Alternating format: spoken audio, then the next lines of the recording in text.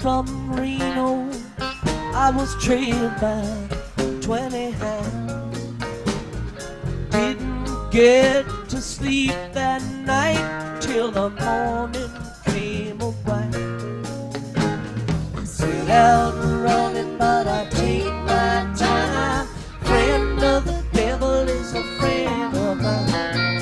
I get home before daylight, just might get some sleep tonight.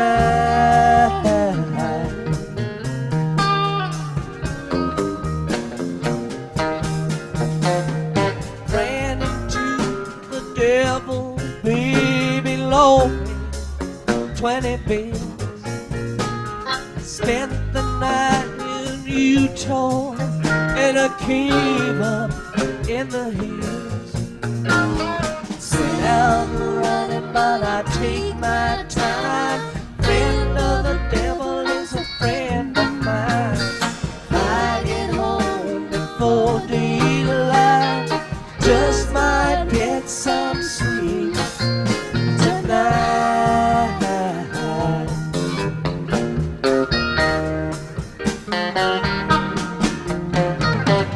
Ran out to the left, the devil got me there.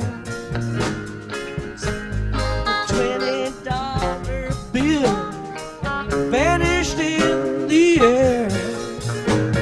Set out running, but I take my time. Friend of the devil is a friend of mine. I get home before daylight, just might get some sleep tonight.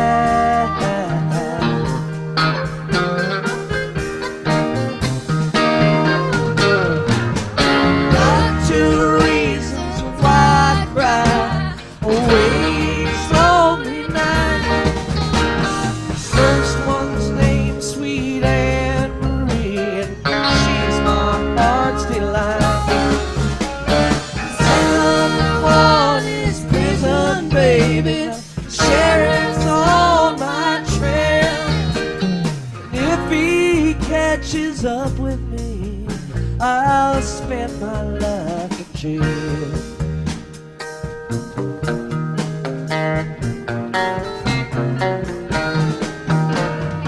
Got a wife in Chino, babe, and one in Cherokee.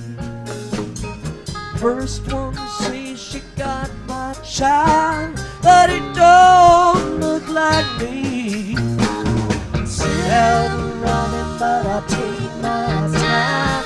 Friend of the devil is a friend of mine. I get home before daylight, just might get some sleep tonight.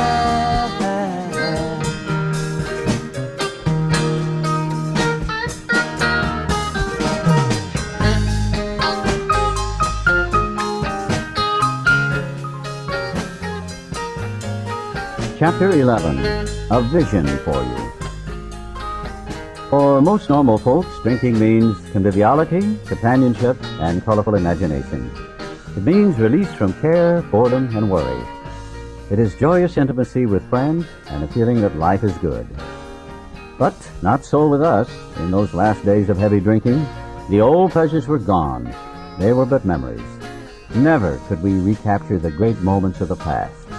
There was an insistent yearning to enjoy life as we once did, and a heartbreaking obsession that some new miracle of control would enable us to do it. There was always one more attempt and one more failure. The less people tolerated us, the more we withdrew from society, from life itself. As we became subjects of King Alcohol, shivering denizens of his mad realm, the chilling vapor that is loneliness settled down. It thickened, ever becoming blacker. Some of us sought out sordid places, hoping to find understanding, companionship, and approval. Momentarily we did. Then would come oblivion and the awful awakening to face the hideous four horsemen: terror, bewilderment, frustration, despair. Unhappy drinkers who read this page will understand. Now and then, a serious drinker, being dry at the moment, says, "I don't miss it at all. Feel better, work better, having a better time." As ex-problem drinkers, we smile at such a sally. We know our friend is like a boy whistling in the dark to keep up his spirits. He fools himself. Inwardly, he would give anything to take half a dozen drinks and get away with them. He will presently try the old game again, for he isn't happy about his sobriety. He cannot picture life without alcohol. Someday he will be unable to imagine life either with alcohol or without it. Then he will know loneliness such as few do. He will be at the jumping-off place. He will wish for the end. We have shown how we got out from under. You say, "Yes, I'm willing, but am I to be consigned to a life where I shall be stupid, boring, and glum, like some righteous people I see? I know I must get along without liquor, but how can I? Have you a sufficient substitute?" Yes, there is a substitute, and it is vastly more than that. It is a fellowship in Alcoholics Anonymous. There you will find release from care, boredom, and worry.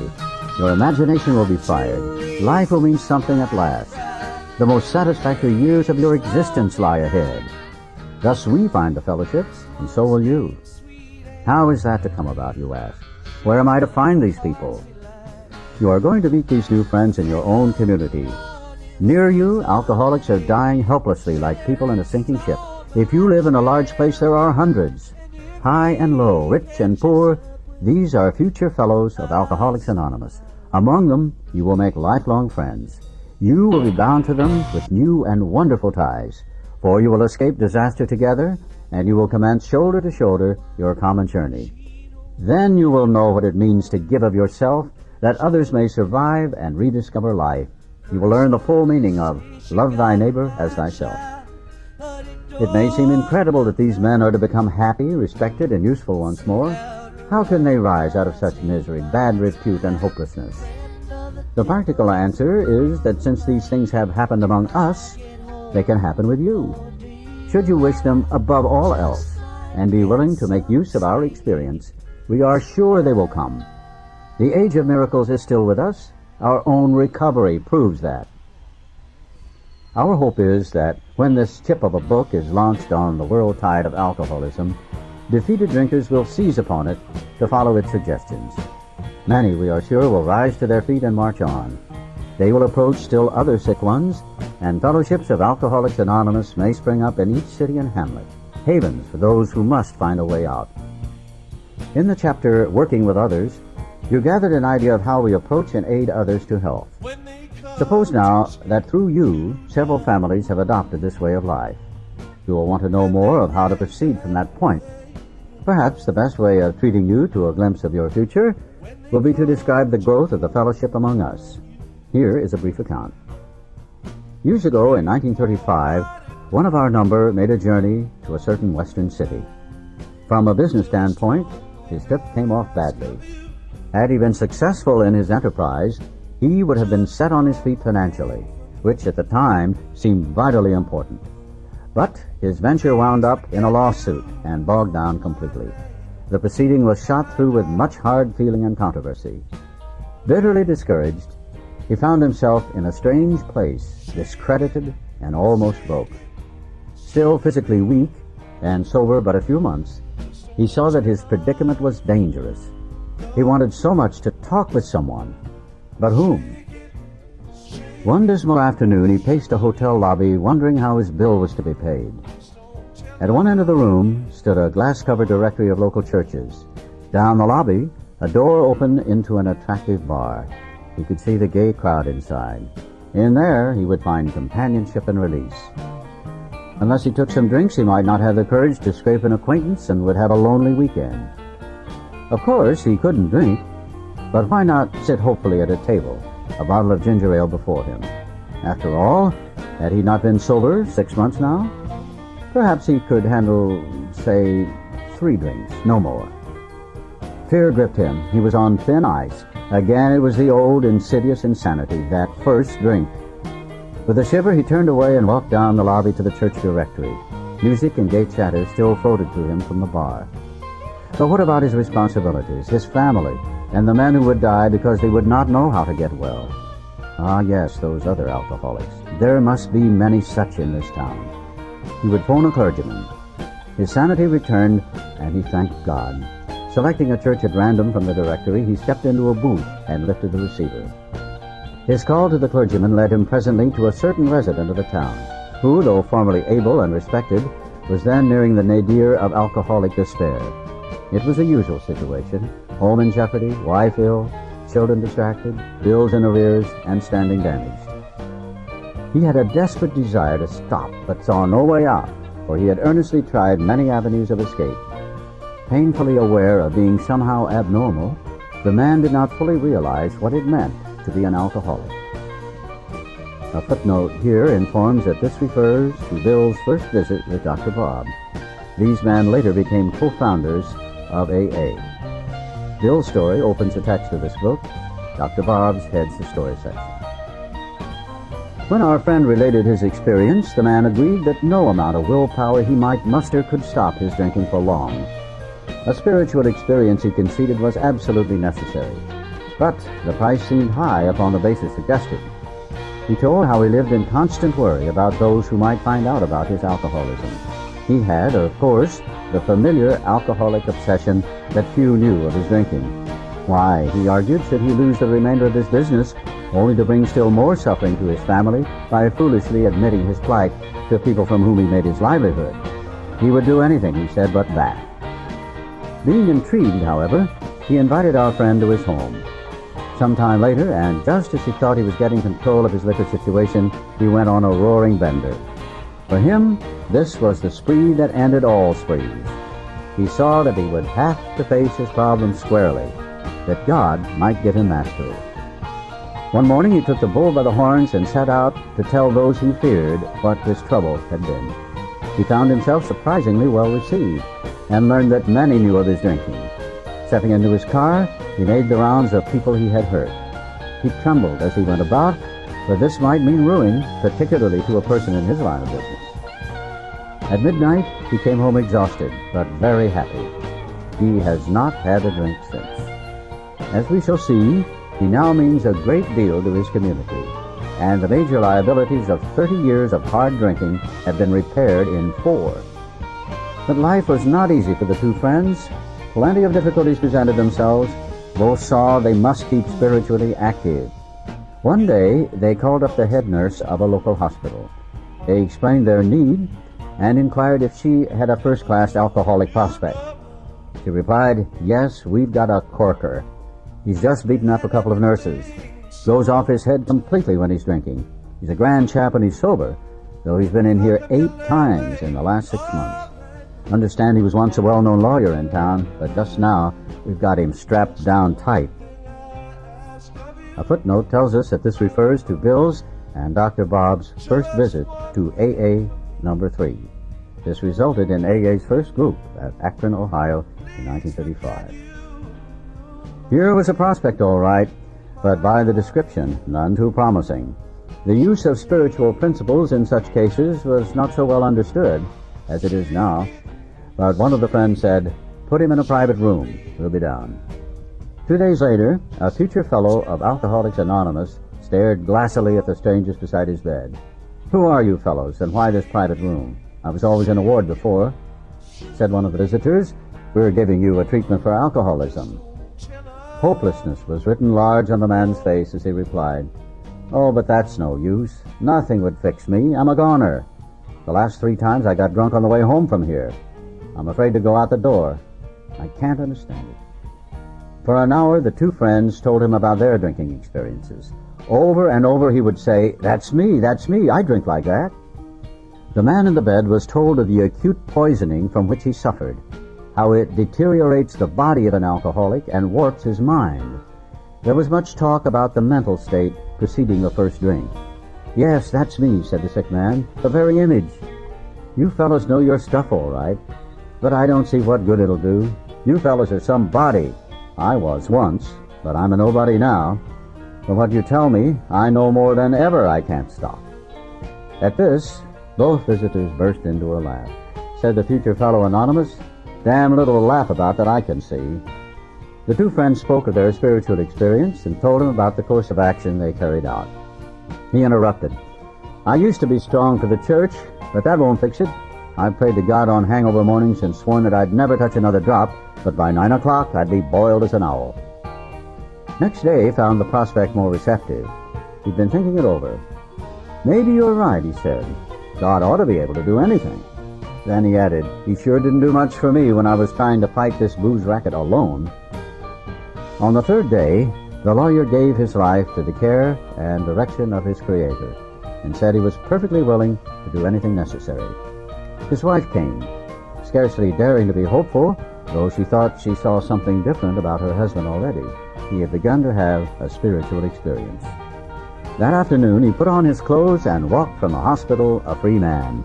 He entered a political campaign, making speeches, frequenting men's gathering places of all sorts, often stayed up all night.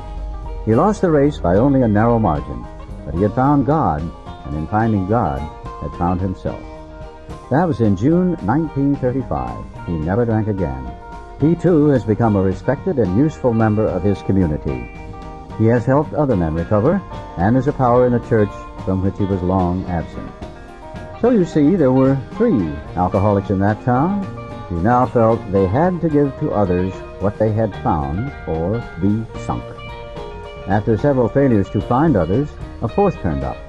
He came through an acquaintance who had heard the good news. He proved to be a devil-may-care young fellow whose parents could not make out whether he wanted to stop drinking or not. They were deeply religious people, much shocked by their son's refusal to have anything to do with the church. He suffered horribly from his sprees, but it seemed as if nothing could be done for him. He consented, however, to go to the hospital, where he occupied the very room recently vacated by the lawyer. He had 3 visitors. After a bit, he said, "The way you fellows put this spiritual stuff makes sense. I'm ready to do business. I guess the old folks are right after all." So one more was added to the fellowship. All this time, our friend at the hotel lobby incident remained in that town. He was there 3 months. He now returned home, leaving behind his first acquaintances, the lawyer and the devil-may-care chap. These men had found something brand new in life. Though they knew they must help other alcoholics if they would remain sober, that motive became secondary. It was transcended by the happiness they found in giving themselves for others. They shared their homes, their slender resources, and gladly devoted their spare hours to fellow sufferers. They were willing by day or night to place a new man in the hospital and visit him afterwards. They grew in numbers. They experienced a few distressing failures, but in those cases, they made an effort to bring the man's family into a spiritual way of living, thus relieving much worry and suffering. A year and 6 months later, these 3 had succeeded with 7 more. Seeing much of each other, scarce an evening passed that someone's home did not shelter a little gathering of men and women, happy in their release, and constantly thinking how they might present their discovery to some newcomer. In addition to these casual get-togethers, it became customary to set apart one night a week for a meeting, to be attended by anyone or everyone interested in a spiritual way of life. Aside from fellowship and sociability, the prime object was to provide a time and place where new people might bring their problems. Outsiders became interested. One man and his wife placed their large home at the disposal of this strangely assorted crowd. This couple has since become so fascinated that they have dedicated their home to the work. Many a distracted wife has visited this house to find loving and understanding companionship among women who knew her problem, to hear from the lips of their husbands what had happened to them, to be advised how her own wayward mate might be hospitalized and approached when next he stumbled. Many a man, yet days from his hospital experience, has stepped over the threshold of that home into freedom. Many an alcoholic who entered there came away with an answer. He succumbed to that gay crowd inside, who laughed at their own misfortunes and understood his. Impressed by those who visited him at the hospital, he capitulated entirely when, later, in an upper room of this house, he heard the story of some man whose experience closely tallied with his own. The expression on the faces of the women, that indefinable something in the eyes of the men, the stimulating and electric atmosphere of the place, conspired to let him know that here was haven at last. The very practical approach to his problems, the absence of intolerance of any kind, the informality, the genuine democracy, the uncanny understanding which these people had were irresistible. He and his wife would leave elated by the thought of what they could now do for some stricken acquaintance and his family. They knew they had a host of new friends. It seemed they had known these strangers always. They had seen miracles, and one was to come to them. They had visioned the great reality, their loving and all-powerful Creator. Now this house will hardly accommodate its weekly visitors, for they number 60 or 80 as a rule. Alcoholics are being attracted from far and near. From surrounding towns, families drive long distances to be present. A community 30 miles away has 15 fellows of Alcoholics Anonymous. Being a large place, we think that someday its fellowship will number many hundreds. A footnote reminds us here that this was written in 1939. But life among Alcoholics Anonymous is more than attending gatherings and visiting hospitals, cleaning up old scrapes, helping to settle family differences, explaining the disinherited son to his irate parents, lending money and securing jobs for each other when justified. These are everyday occurrences. No one is too discredited or is sunk too low to be welcomed cordially if he means business. Social distinctions, petty rivalries, and jealousies, these are laughed out of countenance. Being wrecked in the same vessel, being restored and united under one God, with hearts and minds attuned to the welfare of others, the things which matter so much to some people no longer signify much to them. How could they? Under only slightly different conditions, the same thing is taking place in many eastern cities. In one of these, there is a well-known hospital for the treatment of alcoholic and drug addiction. 6 years ago, one of our number was a patient there. Many of us have felt for the first time the presence and power of God within its walls. We are greatly indebted to the doctor in attendance there, for he, although it might prejudice his own work, has told us of his belief in ours. Every few days, this doctor suggests our approach to one of his patients.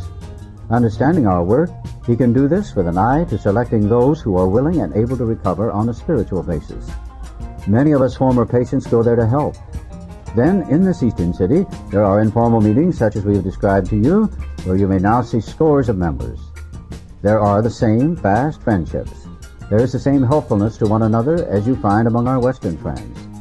There's a good bit of travel between East and West, and we foresee a great increase in this helpful interchange. Someday, we hope that every alcoholic who journeys will find a fellowship of Alcoholics Anonymous at his destination. To some extent, this is already true. Some of us are salesmen and go about. Little clusters of 2s and 3s and 5s of us have sprung up in other communities through contact with our 2 larger centers. Those of us who travel drop in as often as we can. This practice enables us to lend a hand, at the same time avoiding certain alluring distractions of the road, about which any traveling man can inform you. A footnote here reminds us again that this was written in 1939. As of 1978, there are more than 30,000 groups in over 90 countries, with an estimated membership of over 1 million. Thus we grow, and so can you, though you be but one man with this book in your hand. We believe and hope it contains all you need to begin. We know what you're thinking. You're saying to yourself, I'm jittery and alone. I couldn't do that. But you can. You forget that you have just now tapped a source of power much greater than yourself. To duplicate with such backing what we have accomplished is only a matter of willingness, patience, and labor. We know of an AA member who was living in a large community. He had lived there but a few weeks when he found that the place probably contained more alcoholics per square mile than any city in the country. This was only a few days ago at this writing, 1939. The authorities were much concerned. He got in touch with a prominent psychiatrist who had undertaken certain responsibilities for the mental health of the community. The doctor proved to be able and exceedingly anxious to adopt any workable method of handling the situation. So he inquired, what did our friend have on the ball? Our friend proceeded to tell him, and with such good effect that the doctor agreed to a test among his patients and certain other alcoholics from a clinic which he attends. Arrangements were also made with the chief psychiatrist of a large public hospital to select still others from the stream of misery which flows through that institution. So, our fellow worker will soon have friends galore. Some of them may sink and perhaps never get up. But if our experience is a criterion, more than half of those approached will become fellows of Alcoholics Anonymous. When a few men in this city have found themselves and have discovered the joy of helping others to face life again, there will be no stopping until everyone in that town has had his opportunity to recover if he can and will. Still, you may say, but I will not have the benefit of contact with you who write this book. We cannot be sure. God will determine that. So you must remember that your real reliance is always upon Him. He will show you how to create the fellowship you crave. A footnote here, Alcoholics Anonymous will be glad to hear from you. Address P.O. Box 459, Grand Central Station, New York, New York, 10017. Our book is meant to be suggestive only. We realize we know only a little. God will constantly disclose more to you and to us. Ask Him in your morning meditation what you can do each day for the man who is still sick. The answers will come if your own house is in order. But, obviously, you cannot transmit something you haven't got. See to it that your relationship with Him is right, and great events will come to pass for you and countless others. This is the great fact for us. Abandon yourself to God as you understand God. Admit your faults to Him and to your fellows. Clear away the wreckage of your past.